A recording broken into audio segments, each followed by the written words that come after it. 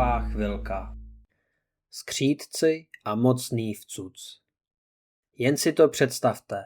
Téměř v každém domě, kde na podlaze leží koberec, existuje tajemný svět, o kterém lidé nemají ani tušení. Svět v koberci má mnoho podob i jmen. Někteří mu říkají prachová lhota, jiní chlupáčov nebo vlákňov.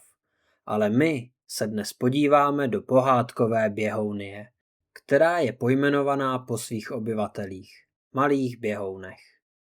Jejich domov je ukrytý mezi vlákny koberce, pod slabou vrstvou prachu a vedle drobků, které možná právě vám vypadly z ruky. Z lidského pohledu vypadají bezvýznamně a takřka nepostřehnutelně. Pro běhouny jsou to však hory, lesy a památky dávných časů. V jednom takovém koberci, nedaleko samotného okraje světa, stojí město běhounů.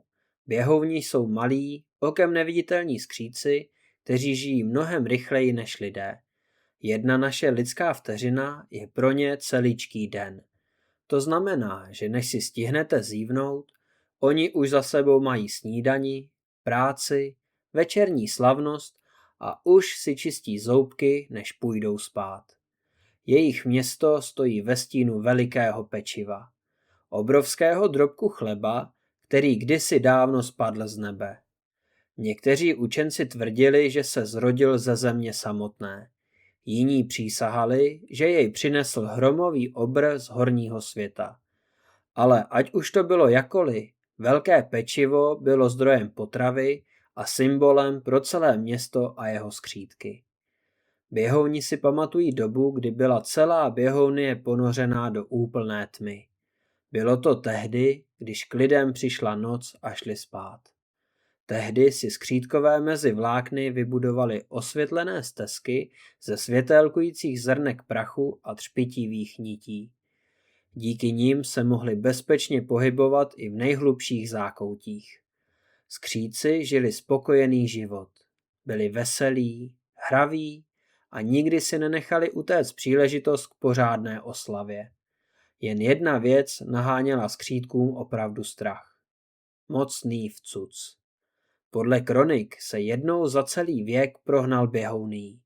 Hůčel jako bouře a všechno, co mu stálo v cestě, zmizelo beze stopy.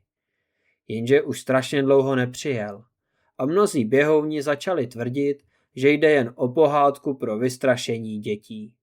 Skříci už po mnoho generací žili spokojený život, který narušili jen tu a tam tajemné potvory. My jim říkáme roztoči. Potvory koušou do všeho, co potkají, ale do města pod velkým pečivem se neodvažují. A tak především mladí běhouni ztrácejí ostražitost. Nevěří starým kronikám, které píšou o vcucovi, nebojí se potvor a mnozí dokonce začali tvrdit, že je běhounie kulatá. Proto nevěří ani tomu, že kdysi cestovatel Emil Běhoun došel až na okraj běhounie, kde objevil něco lesklého a pojmenoval to plovoucí podlaha. Netušili, jak moc se mýlí.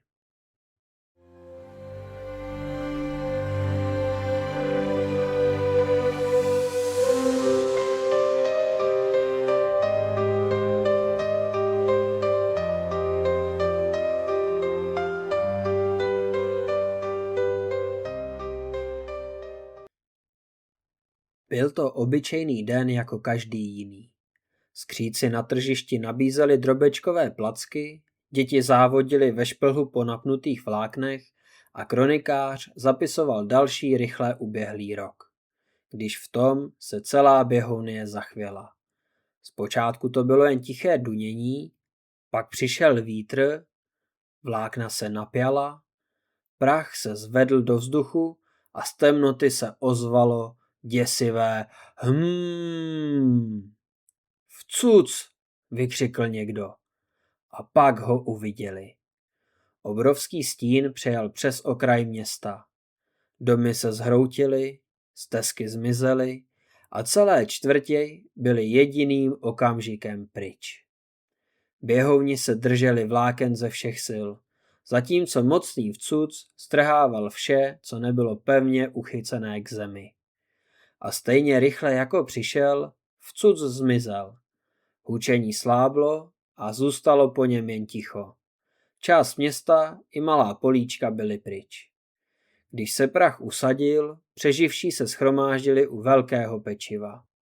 Tak to přece jen nebyla pohádka, zašeptal kronikář Toren a zadíval se směrem k nejstarší části města, kde se mezi vlákny tyčila prastará věž. Místo, kam se chodilo jen výjimečně. Uvnitř byly uloženy kroniky staré stovky lidských vteřin. Musíme zjistit, kdy se vrátí, rozhodl Toren. Ostatní skříci souhlasili. Rozdělili se na 2 skupiny. Jedna, mnohem větší, začala uklízet poničené město. Ta druhá skupina vyrazila do prastaré věže, aby našli zmínky o vcucovi. Ve věži o něm našli několik zažloutlých záznamů a svitků. Podle výpočtu kronikáře Torena se vcuc vrací ve 2 průjezdech a druhý přijde za 3 měsíce jejich času. Na posledním svitku byl podivný vzkaz. Pravdu o vcucovi hledej v prachozemi, tam, kde končí světlo a svět ovládá prach. Běhouni se na sebe podívali. Prachozem. Část běhovnie, kam se dosud žádný skřítek nevydal. Prachozem byla část pod velkým gaučem. Místo zasypané prachem, plné zapomenutých předmětů a děsivých stínů. Říkalo se, že tam vcuc nikdy nejezdí a je tam tolik potvor, že se nikdo nemůže vrátit živý. A právě tam se měli vydat. Znovu se shromáždili u velkého pečiva. Toren jim přečetl vzkaz ze svitku, ale skříci se neznámé a nebezpečné cesty báli. Nakonec se přeci jen v davu objevili 3 stateční běhouni. Byli to kronikář Toren, odvážná dívka Lyra a věčně zvědavý Mžik.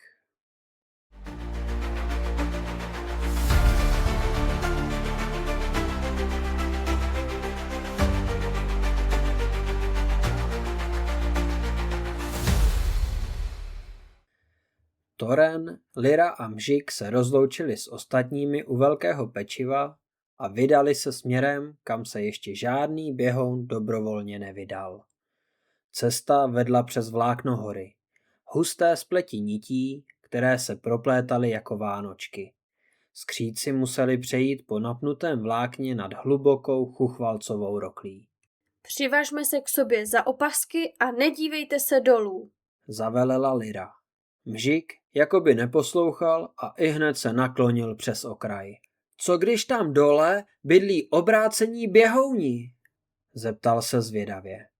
Jak obrácení? Zamračil se v údivu Toren.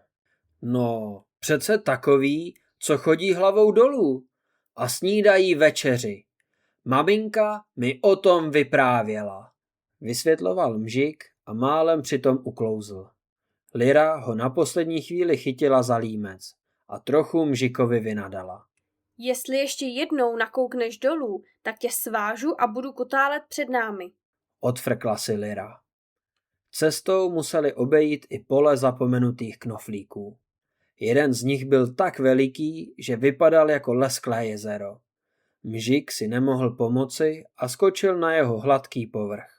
Pozor! Vykřikl Toren, ale bylo pozdě. Mžik uklouzl a svezl se dolů jako po skluzavce. Pak zmizel za okrajem knoflíku. Ozvalo se jen tlumené žuch.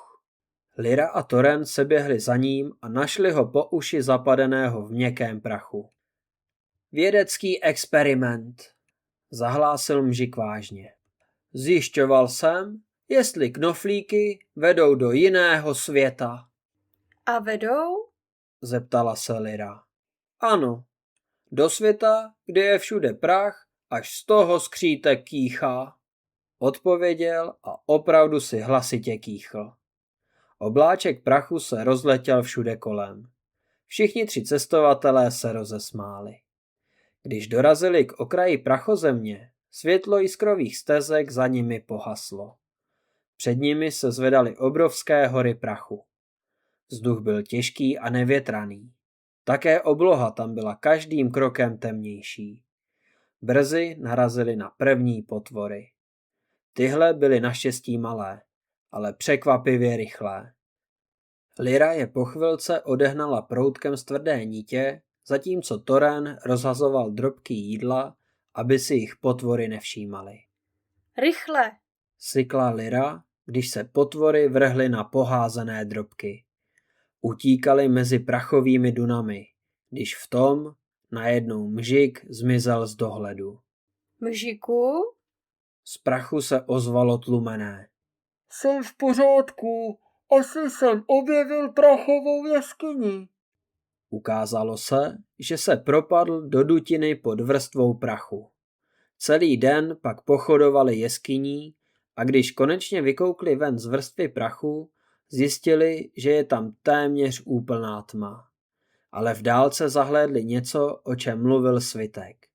Obrovská rovná krabice, obalená prachem a na ní obrázek v cuce. To bude jeho hnízdo. Zaradoval se Toren a vyrazili směrem ke krabici.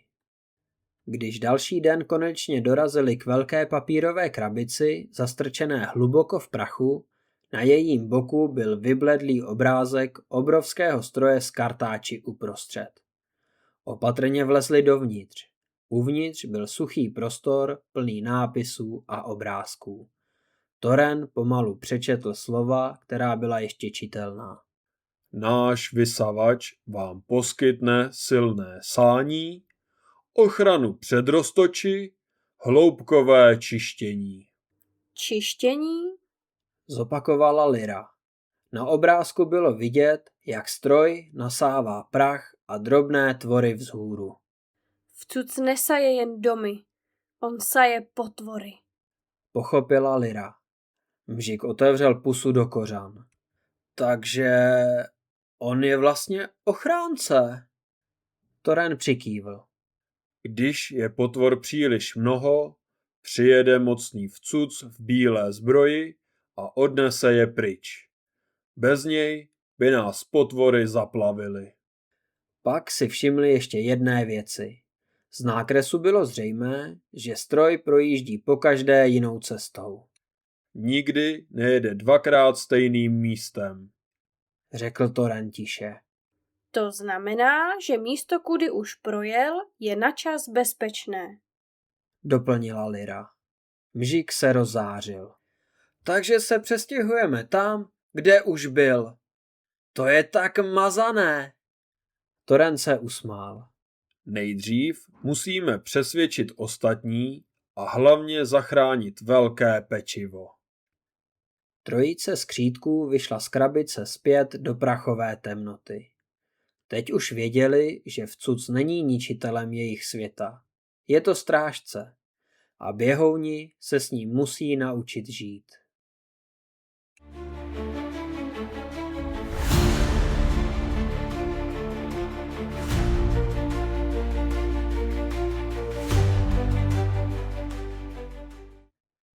Toren, Lyra a Mžik se vraceli rychle domů. Chtěli být co nejdříve pryč z prachozemě. Prach jim totiž sahal až po kolena a každý krok byl těžší než ten předchozí. V dálce už viděli slabé světlo jiskrových stezek a světlou oblohu. Domov nebyl daleko. Jenže se za nimi ozvalo šustění. A pak další a další. Z prachových dun se vyvalila veliká skupina potvor. Byly větší než ty, které potkali předtím. Byly hladové, agresivní a hnali se přímo za nimi. To jsou potvory, běžte! Křikl Toren. Utíkali přes prachové skály, klouzali po sypkých svazích a přeskakovali hluboké trhliny. Mžik se ohlédl. Jsou rychlejší! Vyhrkl a pokračoval v běhu. Světlo bylo už jen pár kroků před nimi. Vyběhli z prachozemě zpět na pevnější vlákna, připomínající jejich domov. Zastavili se a zadýchaní nabírali další síly. Jsme venku. Vydechla Lyra, jenže potvory vyrazily za nimi. Obklíčili je ze všech stran. Ostře cvakali nožkami a pomalu se přibližovali. Skřídci se přitiskli k sobě a pak to uslyšeli. Nejprve slabé hučení a pak se vlákna začala chvět. Úplné běhounotřesení. To musí být vcuc, Zašeptal Toren, ale potvory si hučení nevšímaly. Teď už byly příliš blízko své kořisti. Lyra bez váhání vytáhla provaz, kterým kdysi chtěla svázat Mžika. Rychle ho obmotala kolem pevného vlákna a přivázala k němu Torena i Mžika a nakonec uvázala sebe a zvolala. Držte se! Hučení zesílilo. Vítr se zvedl, prach vířil všude kolem. A pak přijel. Mocný vcuc se přehnal přes místo jako bouře. Potvory byly v jediném okamžiku vcucnuty vzhůru. Prach zmizel, šustění ustalo.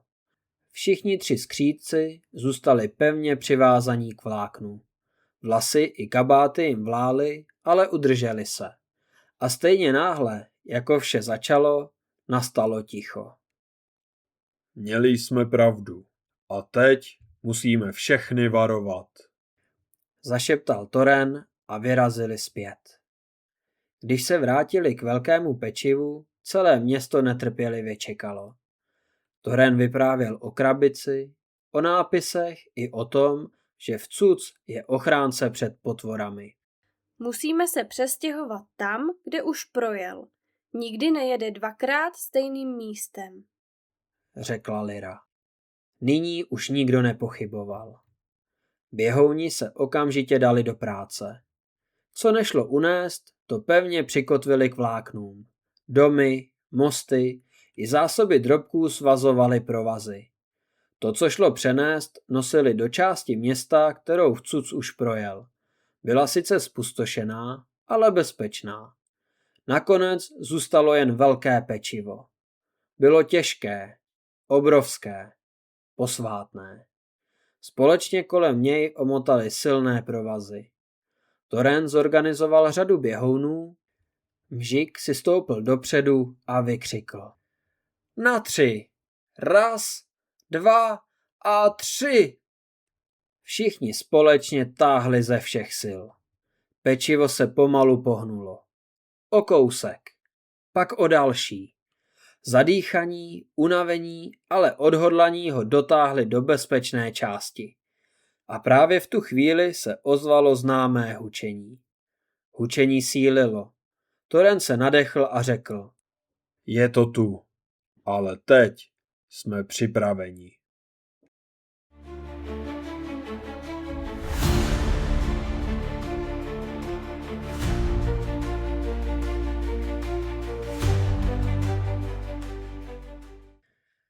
A tak dnešní dobrodružství v Běhounii končí. Tento příběh vznikl díky mému oblíbenému spisovateli Terrymu Pratchettovi. Jehož představivost neměla hranice.